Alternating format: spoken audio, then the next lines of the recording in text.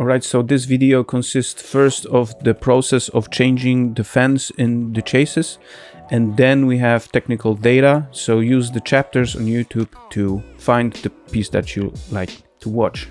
So the question is, does it even make sense these days of fancy water cooling setups? For me, it's the way to go, because my computer doesn't have water cooling and I was looking for some extra temperature buffs. And I had this collection of, you know, random fans in my case, collected like the dust through the years. They were making a bit of noise already.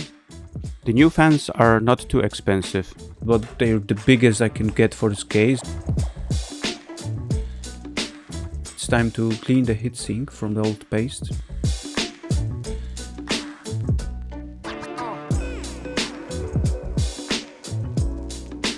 I'm gonna be using this expensive paste. This is not sponsored, it was just the best that the market could offer. I'm first time using something else than just a generic thermal paste. This is not really practical, this ending. I mean, applying was okay, but then I have to like seal it with aluminum tape because there is nothing to cover it, right? And so I started with the main exhaust in the back. Then I installed two in the front. This is the main intake. At the end I've installed a fifth one on the bottom. These two are taking the air out and these three are taking the air in. And this is how I planned it. Well, let's test. Magnificent. Everything's working as intended.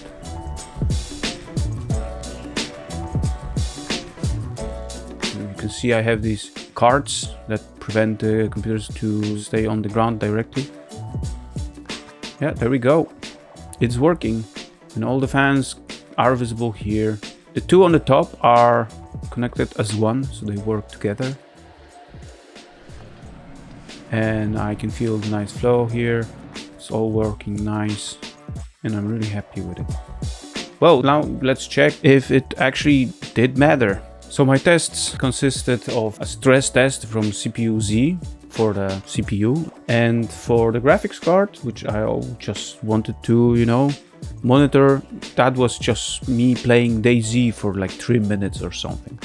And so while testing the game, the temperature on the GPU went up to 70 degrees Celsius and the hotspot went to 89. And so after the test on the graphics card, we see that we've reached 69 degrees and the hotspot went to 85. So it's slightly better, but just remember, it's just the improved airflow. So of course the most important thing was to check temperatures on the CPU, and there with the stress test was also about 3 minutes. That went to 63 degrees Celsius before the change of the fans and the paste. And after the job we can clearly see a reduce in the temperature. We have 56 degrees maximum, and for me that's a huge win. It also improves the temperature of your memory and everything. So in my opinion, it's worth it. It's a couple of bucks, couple of euros. Every system that is a bit neglected with years, you can improve the temperatures with choosing a good thermal paste and adding some more fans, making sure you have the best active fan cooling possible for